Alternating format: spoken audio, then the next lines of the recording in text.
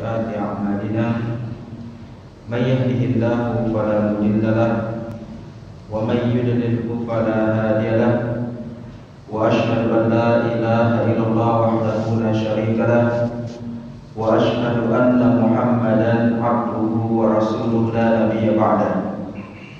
قال الله تعالى في كتابه الكريم: أعوذ بالله من الشيطان الرجيم.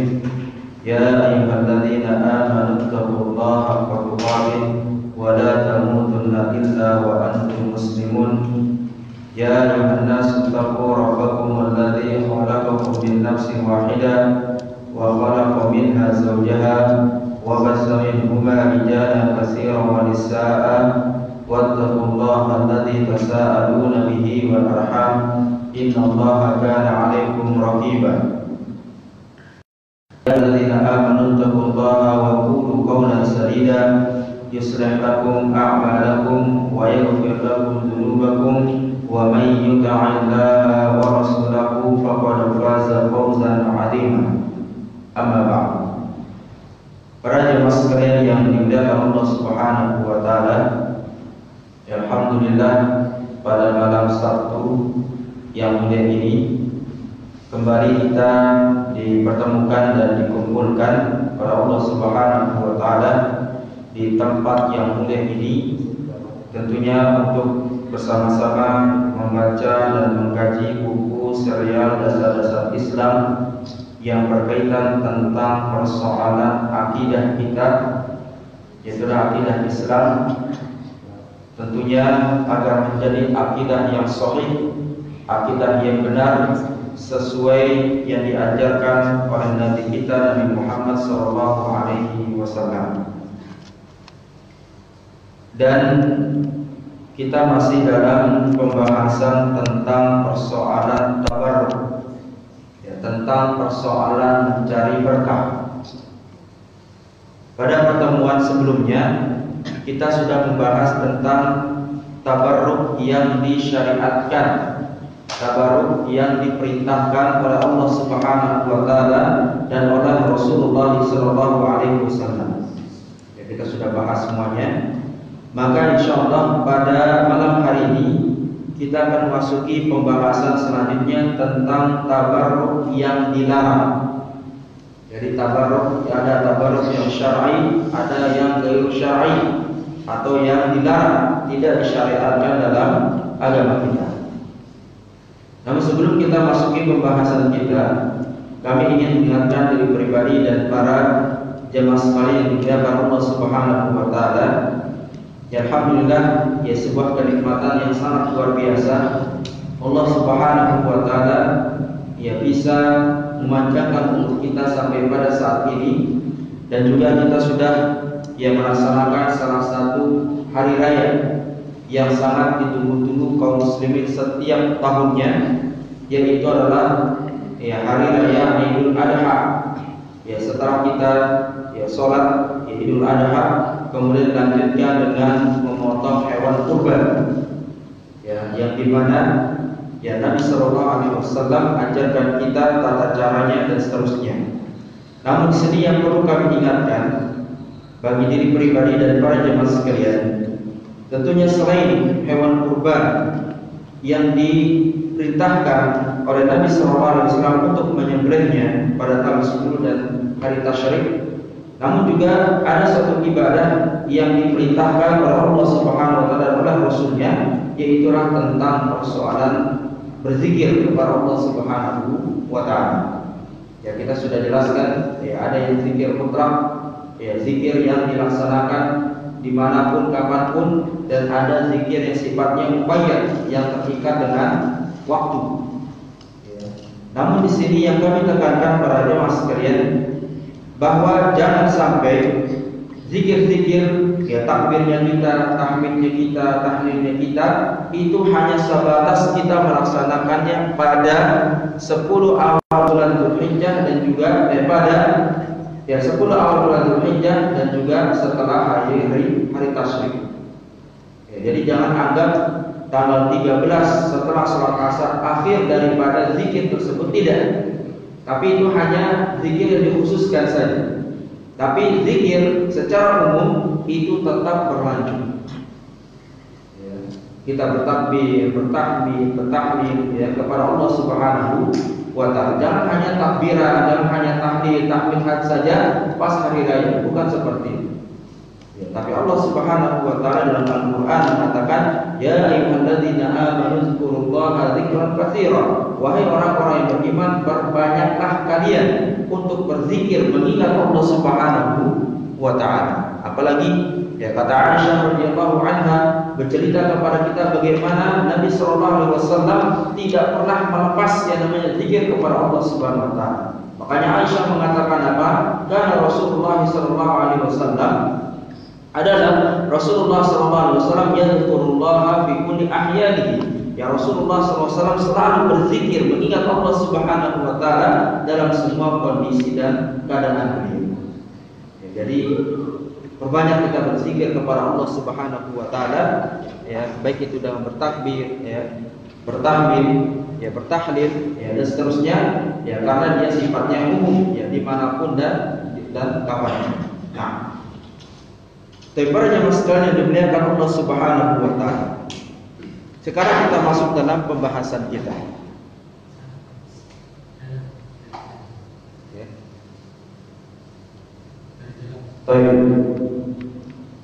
Tabarruk yang dilarang. Apa yang dimaksud dengan tabarruk yang dilarang? Dalam buku dikatakan semua bentuk tabarruk yang tidak ada landasannya atau bahkan bertentangan dengan syariat Islam.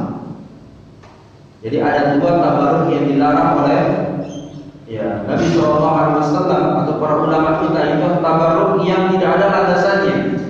Gak ada contohnya dari para sahabat Nabi SAW, tidak ada contohnya dari para tabi'in, tabi'in, bahkan tidak ada contohnya dari Rasulullah SAW. Atau yang kedua, tabarruk yang dilakukan sangat bertentangan, ya, sangat bertentangan dengan syariat Islam. Apalagi jika tabarruk tersebut menjerumuskan kepada apa? Dosa kesyirikan, ya, dosa besar. Maka ini jelas bertentangan dengan tabarruk yang diajarkan oleh Nabi Sallallahu Alaihi Wasallam. Makanya hukum tabarruk yang terlarang ini itu terbagi menjadi dua. Ada dua hukum tabarruk ini. Yang pertama, entah dia akan terjerumus dalam dosa besar, yaitu syirik akbar, atau dia akan terjerumus dalam syirik kecil. Tapi ingat, jangan sepelekan, jangan anggap syirik kecil ini kita sepelekan. Jangan. Yang namanya syirik, apa syirik? Menyekutukan Allah Subhanahu wa ta'ala. Yang namanya syirik, mau dia besar, mau dia kecil, tetap namanya syirik. Kenapa? Inna syirka la zulmun adzim. Karena kesyirikan bagaimanapun modelnya, mau dia besar, mau dia kecil, la zulmun adzim. Dia adalah merupakan kezaliman yang besar kepada Allah Subhanahu wa ta'ala. Tadi kita dengar ayat yang tadi dibacakan oleh Imam kita. Nah, maka apa saja bentuk syirik akbar? Kita mulai dari syirik akbar. Apa saja tabarruk yang bisa menjerumuskan orang ke dalam syirik akbar? Di sini dikatakan, yaitu adalah apabila orang yang mencari berkah berkeyakinan bahwa sesuatu yang ia anggap berkah itu dapat memberkahi dengan sendirinya tanpa kehendak Allah Subhanahu wa ta'ala. Ya, misalkan pohon, ada pohon keramat misalnya. Ya, kita tahu misalkan itu keramat itu, pohon itu mungkin, dulu pernah Pak Kiai di situ duduk-duduk misalnya. Ya, sering suka duduk di situ Pak Kiai misalnya. Ya. Sehingga apa, kita berkeyakinan, sepertinya ini pohon bekas duduknya ini Pak Kiai ini kayaknya ada berkahnya di sini. Artinya kita berkeyakinan bahwa itu pohon punya berkah. Ya, tanpa ada campur tangan Allah Subhanahu. Kita yakinan itu yang membawa berkah itu pohon, bukan Allah, pohon. Maka apa? Maka yang seperti ini itu disebut dengan syirik akbar. Ya, syirik akbar. Sama seperti misalkan keris. Ya, kalau orang Jawa itu biasanya keris ya. Misalkan keris. Ya, kerisnya dianggap bahwa ini kerisnya bawa berkah ini. Ya, dia tidak mencampur adukan dengan Allah Subhanahu wa taala, dia anggap ini keris, kalau dia taruh di restorannya misalkan, bahwa pengunjungnya akan banyak. Ya. Ini adalah merupakan syirik akbar. Ya. Atau misalkan batu. Ya, kalau dulu mungkin batu akik misalnya.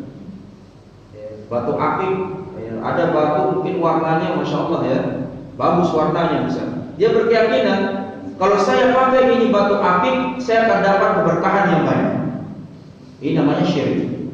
Syirik akbar. Dan ingat para jamaah sekalian, syirik akbar, dosa besar yang tidak diampuni oleh Allah Subhanahu wa taala. Kalau orang yang meninggal dunia dalam keadaan belum bertobat kepada Allah Subhanahu wa taala, maka dia kekal dalam neraka. Ya, ayatnya jelas. Allah Subhanahu wa taala mengatakan apa?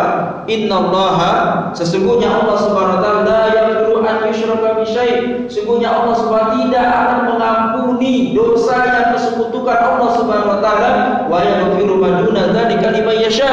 Namun Allah akan mengampuni dosa selain daripada dosa syirik. Ya, dan kita sudah jelaskan ya bahaya-bahaya dosa syirik. Selain dia akan kekal dalam neraka, kemudian yang kedua, semua amalannya itu terhapus semua. Ada banyak ayat kata Allah mengatakan, memberikan peringatan kepada Rasulullah SAW mengatakan apa? Lain asyrakta wa Muhammad, kalau kamu berbuat syirik, apalagi syirik akbar, la yahbatanna amaluka, maka semua amalanmu, kenabianmu, kerasulanmu, ibadah wahmu 23 tahun itu hilang semua. Gara-gara apa? Syirik akbar. Makanya kita prihatin. Masa kita mau kita capek ibadah sholat berjamaah 5 waktu 60 tahun, 50 tahun, 30 tahun lenyap hanya gara-gara sebuah pohon yang tidak jelas. Hanya sebuah keris yang kita bisa lempar, tapi kita puja, kita anggap itu keberkahan. Hilang itu puasa sunnahnya kita, hilang itu semua sedekahnya kita, hilang itu hajinya kita, berhaji kali-kali, hilang semua. Gara-gara apa? Syirik akbar. Kemudian meninggal dunia, kekal dalam neraka. Kekal. Ya. Gak ada kata Allah mengatakan 1000 tahun atau kekal. Arti kekal apa? Tidak bakal pernah keluar dari neraka. Baru akhirat itu abadi. Dan dunia itu tidak akan diciptakan kedua kalinya. Makanya Allah Subhanahu wa taala memberikan peringatan kepada kita dalam Al-Qur'an, dalam hadis Nabi sallallahu alaihi wasallam, bagaimana bahaya yang namanya syirik akbar. Makanya kita dosa jangan tertipu. Ya, jangan tertipu gara-gara ada temannya kita, gara-gara pakai apa namanya? Batu akik, ya. Kemudian dilihat mungkin sukses orangnya, saya pakai juga. Jangan. Batu yang tuh bisa lempar, batu yang tuh bisa injak, batu yang antum lempar, batu itu gak bakal loncat lagi ke antum. Sama juga pohon. Buat apa antum membeli berkah lewat pohon? Yang dimana pohon itu antum bisa tebang tuh pohon. Kalau antum tebang gak lawan itu pohon. Jangan sampai gara-gara yang seperti itu, yang dimana kenikmatan kita dapatkan dari hal-hal yang syirik itu mungkin ada khasiatnya, mungkin muncul manfaatnya, tapi itu sesaat saja. Sesaat lebih. Ya. Makanya para ibu sekalian, ini syirik akbar yang sangat bahaya. Hati-hati, peringatkan diri kita, peringatkan keluarga kita, peringatkan saudara kita, peringatkan tetangga kita tentang bahayanya syirik akbar. Karena kasihan kita lihat, ya, ada saudara kita mungkin dia ibadah masya Allah sampai tua, sampai mungkin ada yang jenggotnya sampai putih, mungkin ada yang baru tumbuh jenggotnya, mungkin ada yang sampai ya ibadahnya luar biasa, namun gara-gara syirik akbar itu semuanya lenyap. Ya. Artinya apa? Rugi kita hidup di dunia ini.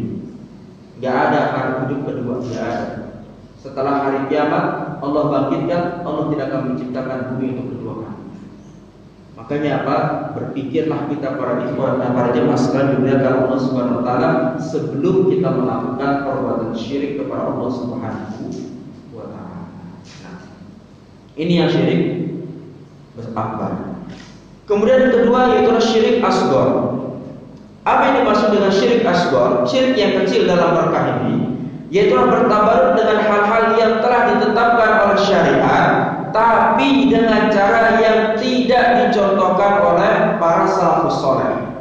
Ya, baik dari sahabat Nabi, baik dari para sahabat Nabi, baik para tabi'in, tabi'in, para ulama dan seterusnya.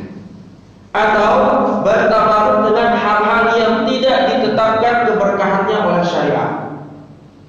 Al-Quran Sunnah tidak mengatakan ini berkah, tapi kita anggap berkah. Ya, ini jelas ini menentang. Ya, Al-Quran yang merupakan wahyu Allah mengatakan tidak boleh, kitanya bilang boleh. Hadis Nabi mengatakan tidak boleh mengambil berkah dari sini, tapi kitanya malah anggap ini membawa keberkahan. Ya, makanya saya akan sebutkan di sini para jemaah sekalian dimuliakan Allah Subhanahu wa taala contoh-contoh ya tabaruk yang dilarang yang sering terjadi kaum muslimin yang banyak kaum muslimin tidak tahu tentang masalahnya. Ya. Di sini disebutkan dalam buku ini ada sekitar 6. Dengarkan bagi para jemaah. Yang pertama, yaitu bertabaruk dengan tempat-tempat berkah, tetapi dengan cara yang tidak diajarkan oleh syariat. Ya, kan kita sudah jelaskan ada tempat-tempat yang Allah berkahi. Contohnya Mekah, contohnya Madinah, kemudian Palestina, Syam, ya, kemudian masjid. Ya, yang merupakan semuanya tempat-tempat yang diberkahi yang tertulis dalam Al-Quran dan Sunnah Nabi SAW, itu tempat-tempat yang Allah berkahi. Ya. Tapi ada salahnya, caranya ngambil berkah itu salah. Ya. Contohnya apa? Disebutkan dalam sini, contohnya mengusap-usap kain penutup Ka'bah. Nah, ini juga biasanya sering para jemaah haji. Ya, pas dekat dari Ka'bah, ya, jangan diusap itu kainnya. Itu kiswah yang buat itu bukan Rasulullah. Ya, bukan Rasulullah yang buat kiswah. Kenapa? Itu apa? Pemerintahan Saudi. Terus itu berlanjut dari sejak memang dari sejak Nabi Sallallahu Alaihi Wasallam. Tapi bukan Rasulullah yang membuat kiswah. Ya, maka jangan ambil berkah. Nabi saja tidak pernah mengambil berkah dari kiswah. Pernah mendengar Nabi usap-usap tangannya dia di Ka'bah? Andai kata itu membawa berkah, pasti Nabi Sallallahu Alaihi Wasallam perintahkan para sahabatnya, para sahabat atau perintah Nabi Sallallahu Alaihi Wasallam pasti akan lepaskan itu kiswah, kemudian dikasih para sahabatnya, silakan kamu lap itu berkah. Tidak mungkin. Tapi ini aneh, Rasul nggak pernah katakan kiswah ada berkahnya, para sahabat nggak ada contohnya, tapi kitanya ngeyel, ngotot. Ya. Kenapa? Kenapa dikatakan berkah? Itu kan Ka'bah. Memang Ka'bah itu Allah berkahi, tapi nggak begitu caranya. Ya. Sama ibaratnya kalau bapak ibu kerja di kantor. Ya. Kalau bapak ibu kerja di kantor misalkan, ya, ini kantor dikasih fasilitasnya ini dan seterusnya. Ya. Kemudian bapak pengen apa? Bapak pengen pakai semuanya, ya. Atau pakai cara sendiri, sehingga apa? Cepat itu rusak AC-nya, cepat itu rusak misalkan komputer dan seterusnya. Dibenarkan apa tidak? Dibenarkan. Ya. Maka begitu juga Allah Subhanahu wa taala memang betul berkahi Ka'bah, berkahi itu bukan, tapi bukan itu cara. Makanya dalam melakukan ibadah jangan kita ngeyel, jangan kita ngotot. Lebih kita patuh saja. Kalau Nabi tidak perintahkan ngelap-ngelap itu kiswah, gak usah dilap. Kalau dilarang ngelap, gak usah dilap.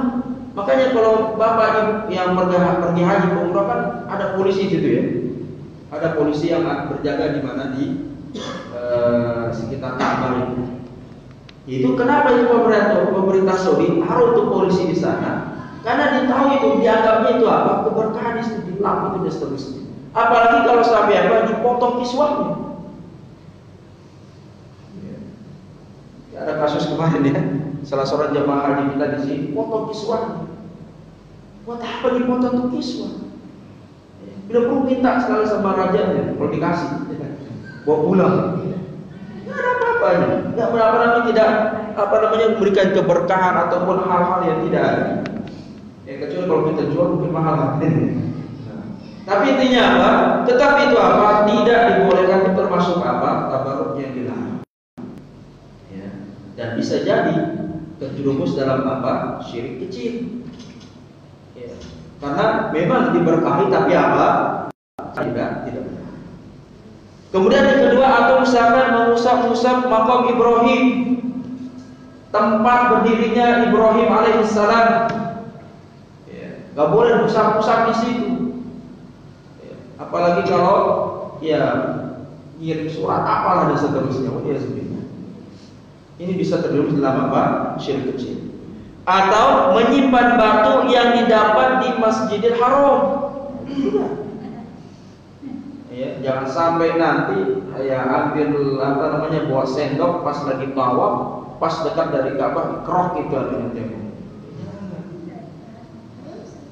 Ya. Atau mengambil batu-batu pas lempar jumrah, disimpan batunya. Wah, ini batu dari Mekah. Ya. Sama itu batu di Mekah, batu di mana sama Pak.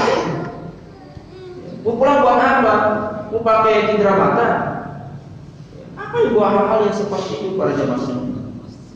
Yang kita laksanakan dalam ibadah haji itu kita beribadah, bukan ngambil barang. Kecuali kalau mau dijual nggak masalah ya. Tapi ngambil barang artinya apa? Ngambil barang untuk jadikan berkah. Sekarang ada juga sebagian kaum muslimin kalau pergi haji mampir di Gua Hira, sholat di situ. Ya, katanya kalau sholat itu dapat keutamaan. Ya ada. Gua Hira itu tempat bersembunyi Nabi Shallallahu Alaihi Wasallam, tempat bersemayamnya, ya, bersemedinya. Ya. Nabi Shallallahu Alaihi Wasallam di sana tempat turunnya wahyu. Tapi Nabi Shallallahu Alaihi Wasallam setelah dapat wahyu nggak pernah tuh suruh Abu Bakar, kamu sholat di sana, di situ turunnya Al-Quran, nggak pernah. Tapi kita yang ngeyel, motor, di situ ada keberkahan, nggak ada. Ya. Makanya ini harusnya memang jemaah haji ini kalau sebelum berangkat ke tanah suci memang betul dikuatkan keimanannya, dikuatkan akidah. Ya, ini kadang kurang ya dari sebagian para orang-orang yang memandu, kurang dikuatkan ya masalah keimanannya, apalagi tentang perkara-perkara sifatnya akidah. Ini yang pertama. Kemudian yang kedua contohnya, pergi ke kuburan orang soleh dengan anggapan bahwa berdoa sana lebih utama. Ini juga termasuk syirik. Ya, bahkan bisa terjerumus dalam syirik akbar. Ya, nggak boleh. Ya, buat apa kita pergi capek-capek? Kalau antum mau berdoa, ya berdoa kepada Allah Subhanahu Wa Taala.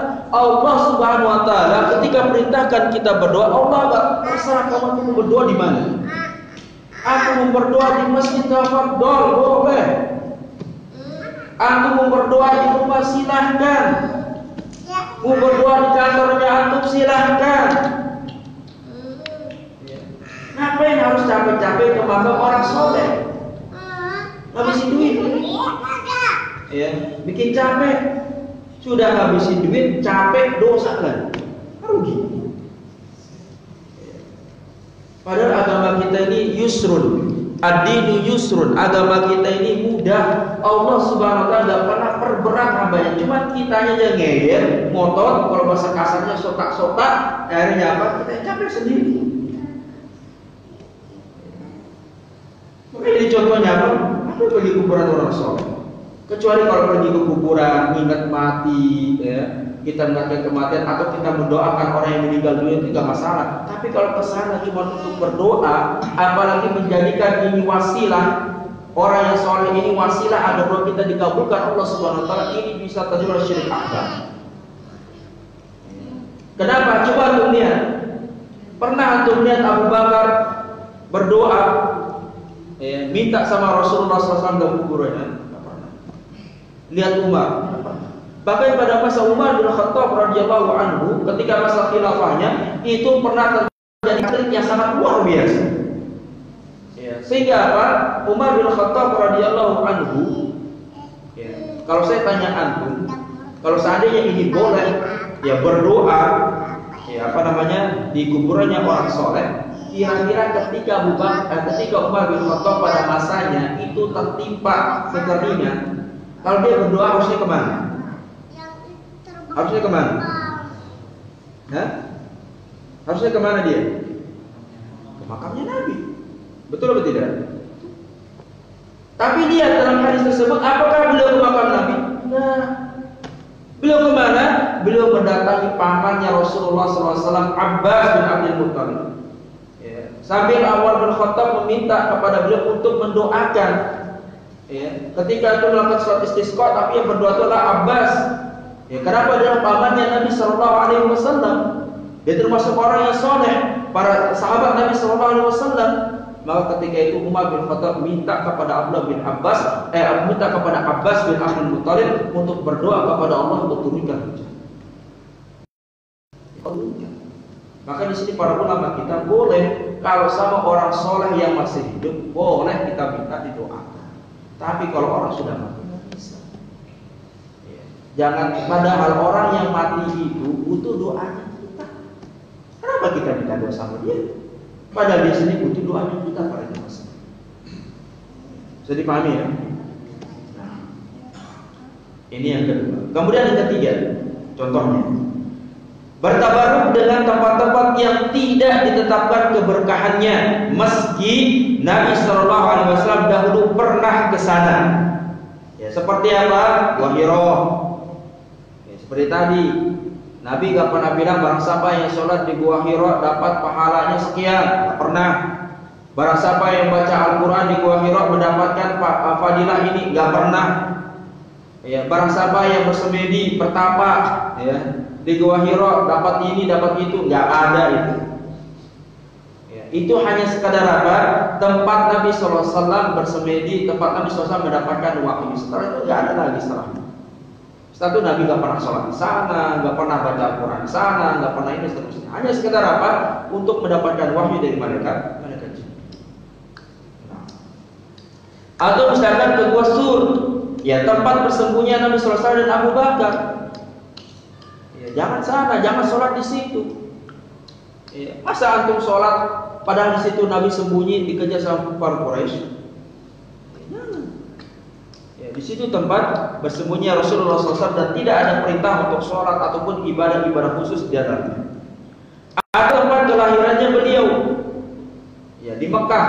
Mungkin ada replika rumahnya Nabi SAW, tempat lahirnya, tempat rumah bapak ibunya misalnya. Enggak ada di situ kita disuruh sholat apa enggak ada. Makanya kenapa Nabi SAW tidak menganjurkan, tidak memerintahkan kita untuk tempat-tempat yang beliau lahir, tempat beliau dapat wahyu, tempat beliau bersembunyi, tempat beliau berbaiat di situ, baiatul ridwan, baiat pertama, baiat kedua, atau di perang Uhud, atau di gunung Uhud tempat beliau berjihad fisabilillah dan seterusnya. Nabi SAW tidak perintahkan untuk beribadah di sana. Kenapa?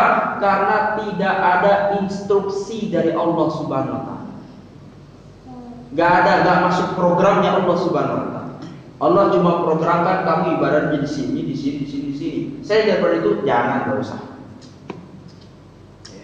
Bisa dipahami? Ini yang keempat. Kemudian yang ketiga tadi yang keempat, mengkhususkan ibadah pada waktu-waktu tertentu dan melakukannya tanpa ada landasan dalil yang kuat. Jadi ini mengkhususkan ibadah pada waktu-waktu tertentu. Ini nggak boleh, apalagi tidak ada dalilnya. Seperti contohkan ini misal, saya terjadi pada masyarakat kaum muslimin yang merayakan kelahirannya Nabi Sallallahu Alaihi Wasallam. Ini tidak ada contohnya dari Nabi Sallallahu Alaihi Wasallam. Andai kata Nabi sallallahu alaihi wasallam melakukannya, pasti kita lakukan, tapi Nabi sallallahu alaihi wasallam enggak pernah.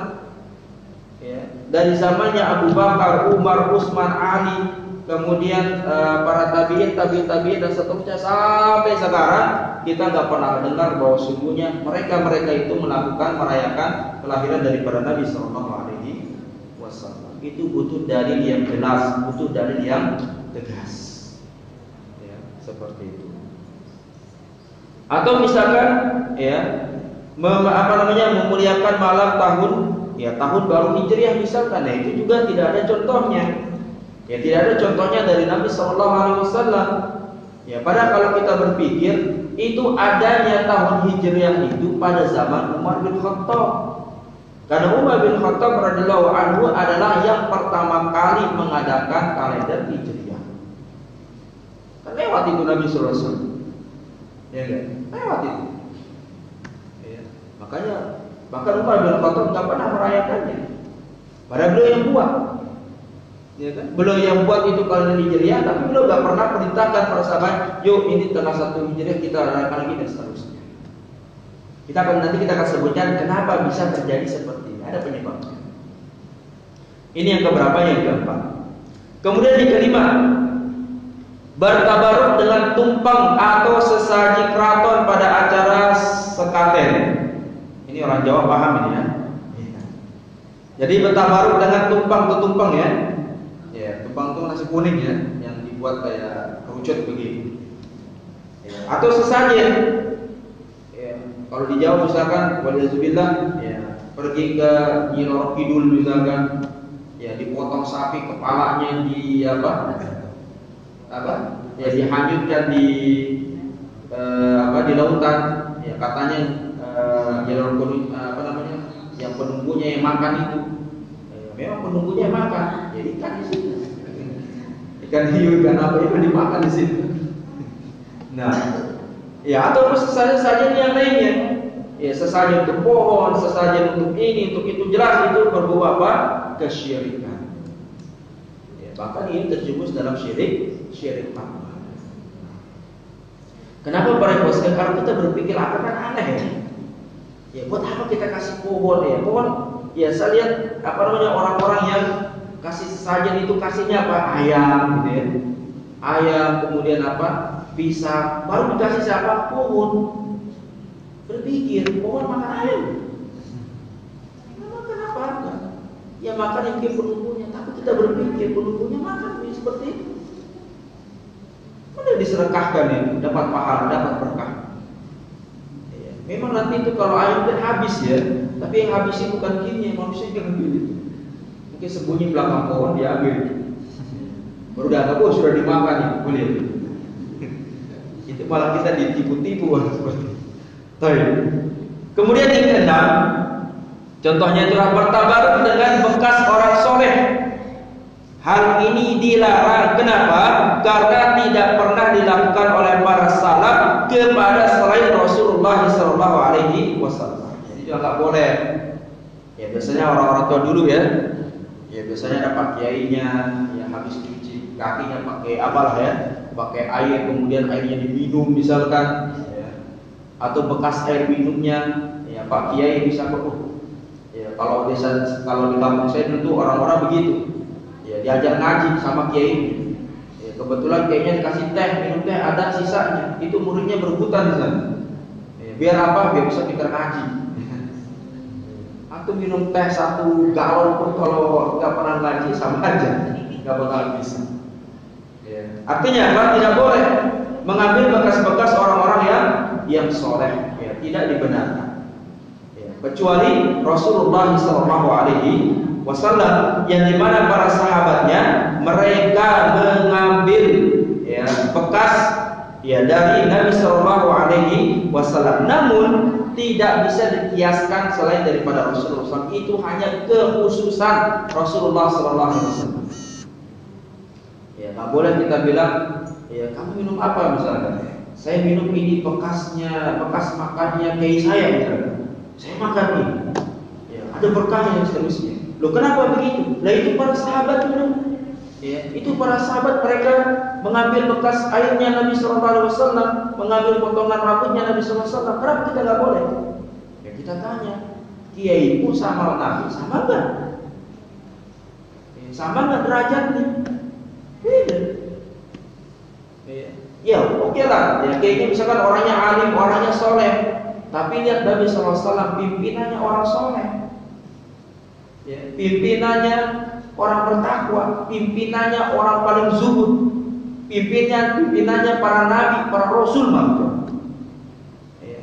Coba saya tanya untuk apakah pantas, ya, apakah pantas kedudukan Nabi SAW disamakan dengan orang-orang yang lahir setelah Nabi? Pantas nggak itu dia? Nggak pantas.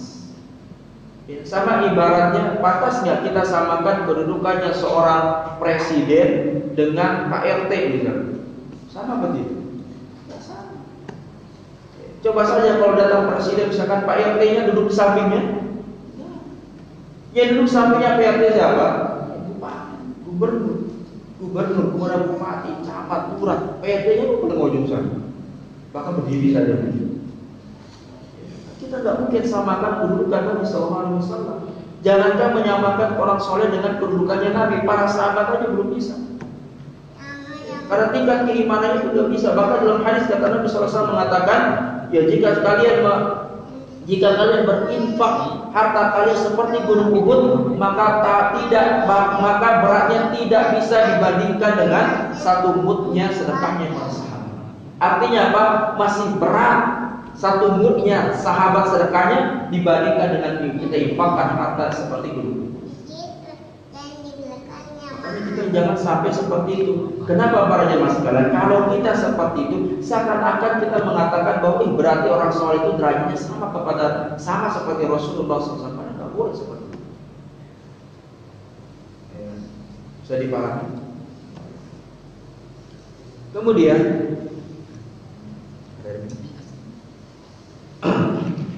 nah, kemudian para jemaah sekalian dimuliakan Allah Subhanahu wa taala. Ya, setelah kita mengetahui contoh-contohnya, ya sekarang kita masuk apa sih penyebabnya? Kenapa orang bisa begitu?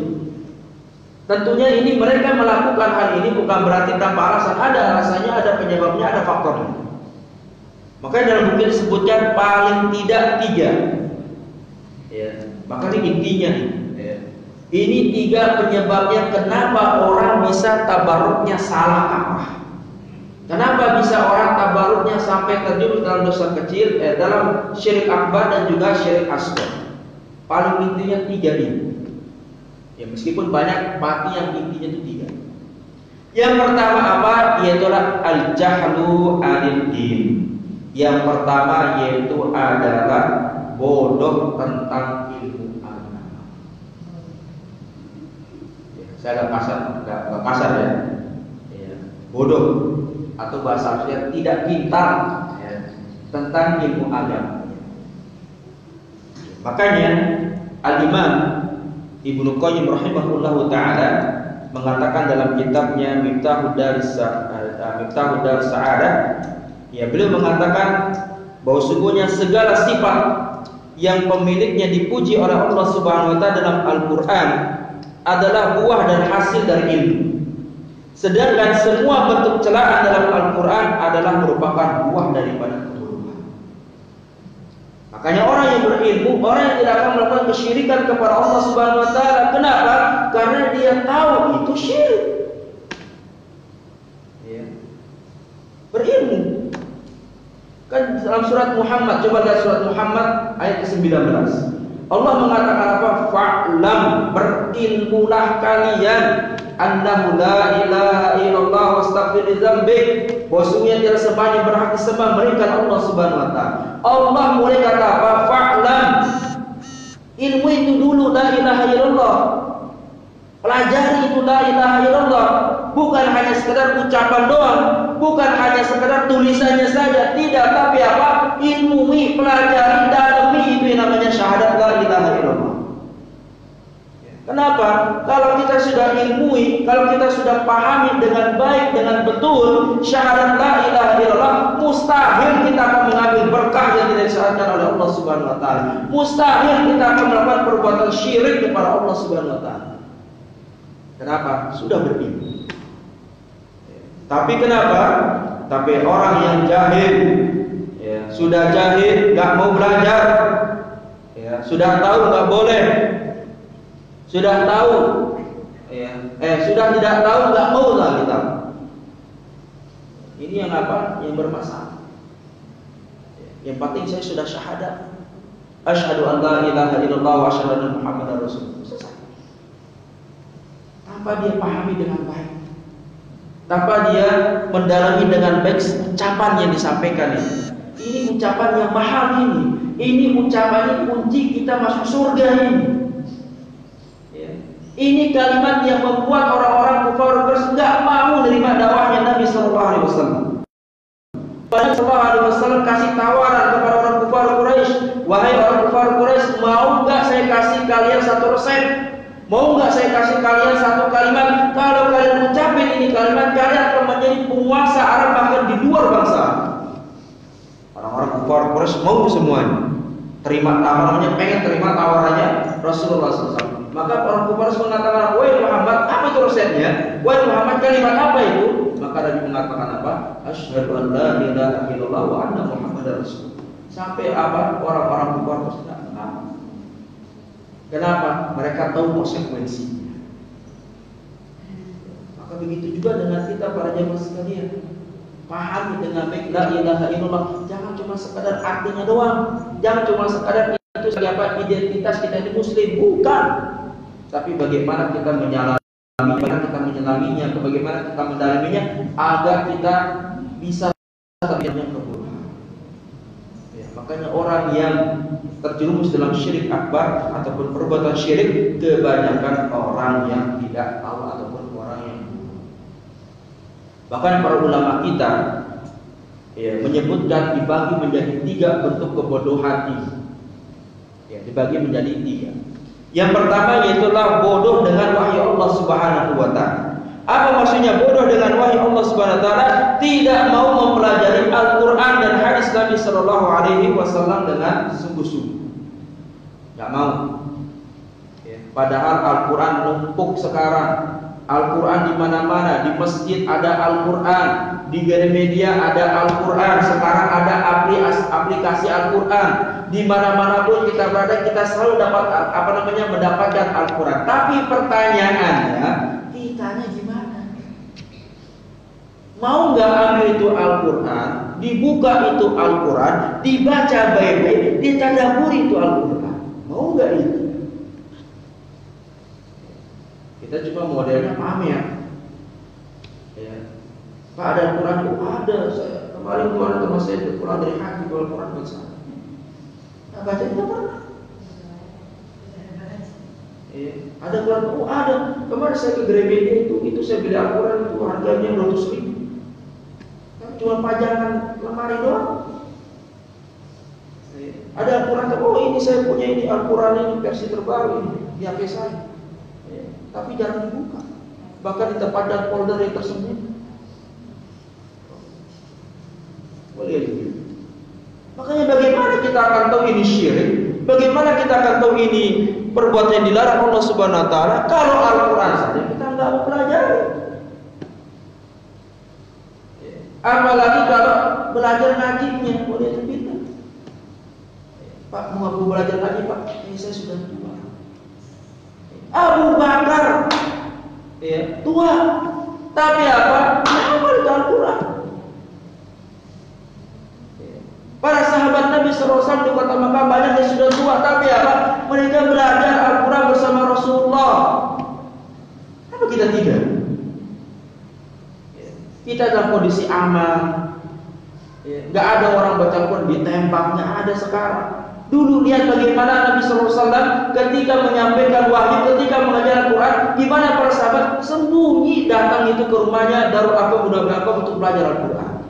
Sembunyi. Tapi kitanya apa? Kesadaran kita untuk baca Al-Quran itu masih kurang. Kita lebih doyan baca status Facebook, lebih doyan ya buka Instagram, lebih doyan ya buka YouTube, lebih doyan ya membuka ya file-file ini dan seterusnya, tapi Al-Quran gak doyan. Padahal Allah Subhanahu wa taala pada zaman kita ini sudah berikan kemudahan bagi kita untuk mencapai yang namanya Al-Quran. Cuman kitanya saja bagaimana untuk menangkapnya. Kemudian kebodohan yang kedua adalah bodoh dengan pemahaman para sahabat Nabi sallallahu alaihi wasallam. Ini juga yang nggak mau. Ya, maunya apa? Pakai pemikirannya sendiri. Padahal pemikiran yang benar atau pemahaman yang benar apa pemahamannya para sahabat Nabi SAW. Kenapa? Karena para sahabat Nabi dia yang hidup bareng, ya, sedih, bahagianya, teriaknya, sukanya, suka dukanya itu para sahabat yang lagi tahu tentang Rasulullah SAW. Kenapa kita ngeyel? Ya, sahabat bilang ini nggak boleh, tapi kita kayaknya boleh. Antum itu siapa? Itu sahabat hidup, ya. Bahkan sampai ada yang kuburannya dekat dengan Nabi SAW. Lihat Abu Bakar, lihat Umar, ya. Hidupnya bareng, bahkan matinya bareng, kuburnya bareng lagi gitu. Tapi kenapa kita mengapa tidak mau, ya, tidak mau mendengarkan apa yang disampaikan oleh para salafus saleh, para sahabat tabi'in dan tabi'ut. Kemudian yang ketiga yang terakhir itu adalah bodoh terhadap ya maqasid syariah. Apa itu maqasid syariah? Maqasid syariah itu adalah hal-hal yang dijaga dalam syariat ini.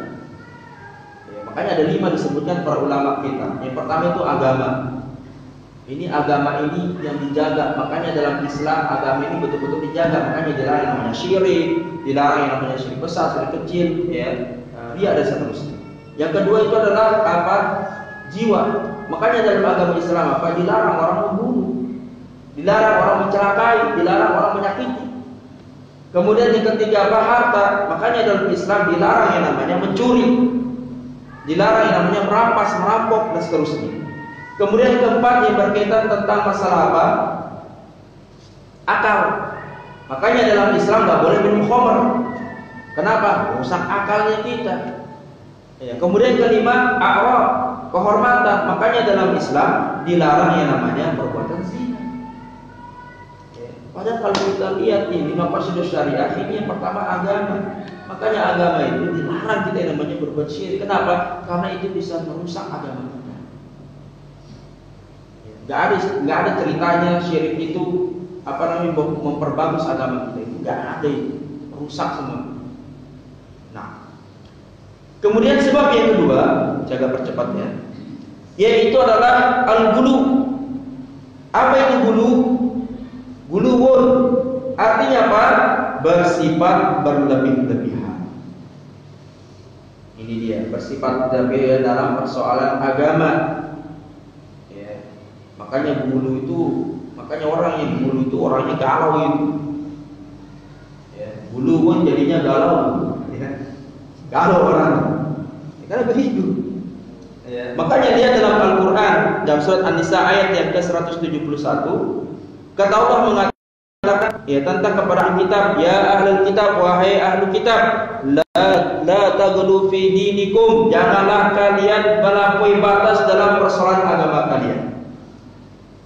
Ya. Bahkan dalam hadis kata Nabi mengatakan iyyakum wal ghulu fid din. Hendaklah kalian jangan berlebih-lebihan dalam persoalan agama. Kenapa? Fa innama ahlaka man kana qablakum. Ya, al-ghulu fid din, karena salah satu penyebab yang membuat kehancuran umat-umat sebelumnya itu apa? Karena mereka berlebihan dalam persoalan agama. Ya, lihat orang-orang Yahudi, ya, saking galaunya mereka, bulunya mereka, sampai mereka mengatakan Uzair ibnullah, Uzair itu anaknya Allah Subhanahu wa taala.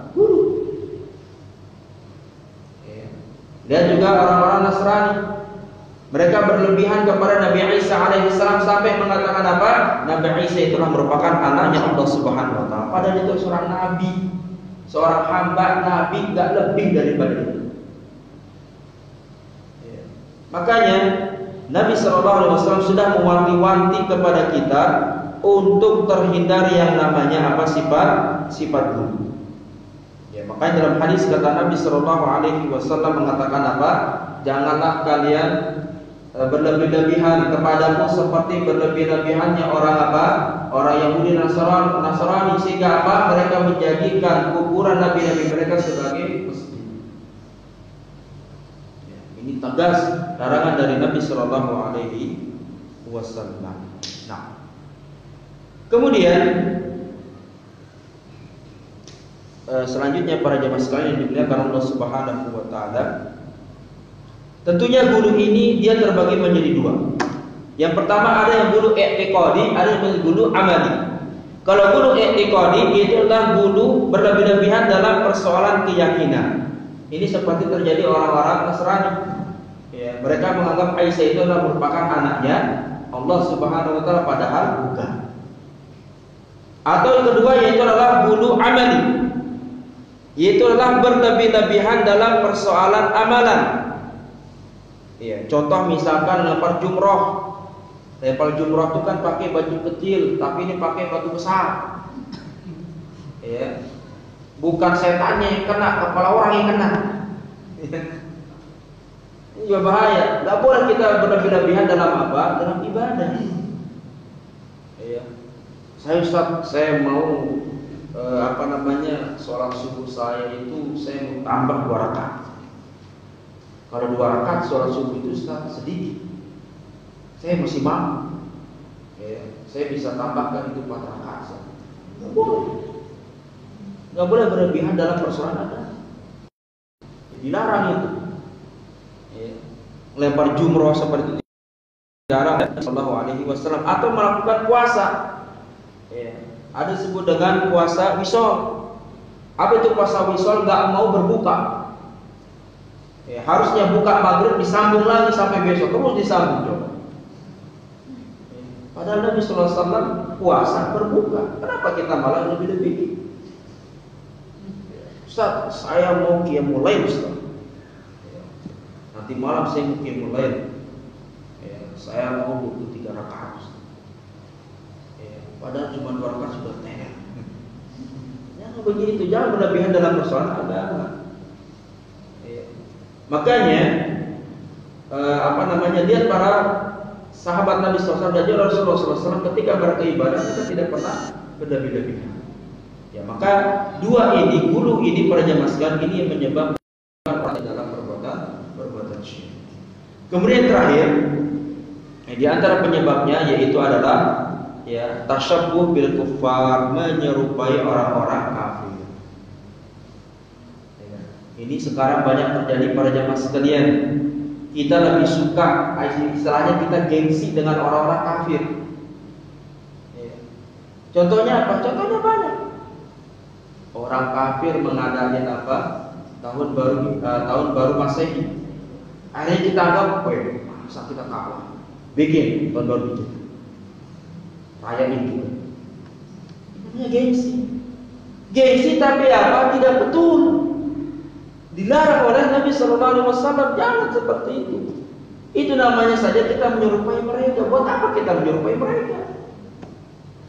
Contoh misalkan ulang tahun, ya, yang biasanya orang non Muslim happy birthday, ya, diganti happy milad misalnya. Buat apa itu? Itu tasyabbuh dengan kafir. Jangan diikuti. Ya. Pakai apalah lilin apa tidak usah diikuti seperti itu perjalanan. Itu namanya tasyabbuh bil kufar. Makanya Nabi mengatakan apa? Tasyabbuh bil qaum bahwa minhum. Pada siapa yang menyerupai suatu kaum maka itu termasuk dari kaumnya. Enggak usah diikuti. Buat apa kita ikuti mereka? Itu ibadahnya mereka, itu cara. Buat apa kita ikut-ikutan? Cari dosa, habis duit. Ya. Amalkan saja apa yang diperintahkan oleh Nabi SAW. Ingat, amalan sunnahnya Nabi itu banyak.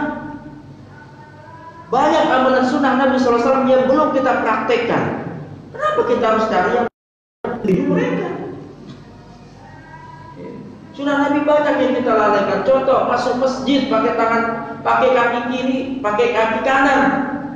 Pernah kita amalkan? Sering kita amalkan? Jarang. Doa masuk masjid hafal? Belum tentu. Doa keluar masjid dihafal? Belum tentu. Doa masuk WC? Belum tentu dihafal. Yang itu saja belum beres, bahkan sebelum tidur saja banyak kita yang meninggalkan sunnah Nabi. Berapa banyak kalau kita tidur yang berwudu? Sedikit. Berapa banyak kalau kita tidur baca ayat kursi, baca 30, ya, sesuai sunnah Nabi sallallahu alaihi wasallam? Sedikit. Capek tidur selesai. Gak pernah kita memikir sunnahnya Nabi sallallahu alaihi wasallam. Yang itu saja banyak sunnah Nabi belum kita kerjakan. Kenapa kita malah masukin impor lagi dari orang kafir? Harusnya apa? Cukuplah sunnah Nabi sallallahu alaihi wasallam sebagai penenang jiwa kita. Cukuplah sunnah Nabi sallallahu alaihi wasallam sebagai pelengkap, penambah berat timbangan kita pada hari kiamat nanti.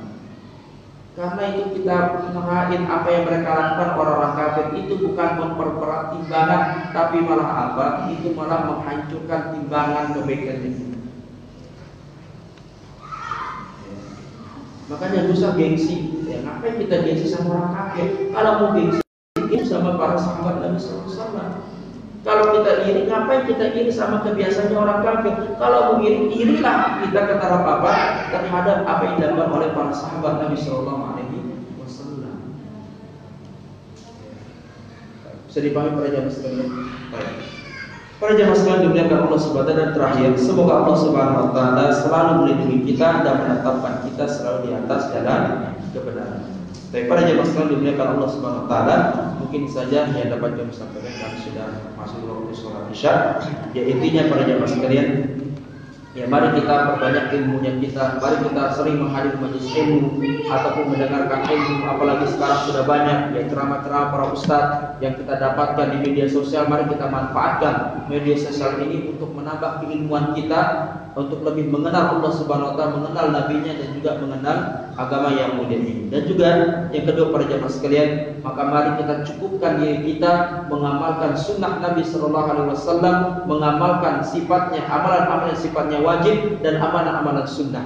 Karena amalan wajib dan amalan sunnah inilah yang bisa memberatkan timbangan kita pada hari kiamat nanti. Dan yang terakhir, janganlah kita iri dengan orang-orang kafir. Biarkan mereka dalam keburukan-keburukan yang mereka lakukan, biarkan mereka ya dalam hal-hal yang mereka inginkan sesuai dengan hawa nafsunya, tapi jangan diri kita para jamaah sekalian. Karena ingat ya, jiwa kita, hati kita hanya kembali kepada Allah Subhanahu wa taala. Itu yang dapat kami sampaikan, dan insyaallah pekan depan kita akan masuk ke pembahasan yang agak horor, yaitulah tentang masalah umrah. Baik. Kita tutup dan doa kepada majelis. Subhanallahumma bihamdika asyhadu an la ilaha illa anta astaghfiruka wa atubu ilaik. Assalamualaikum warahmatullahi wabarakatuh.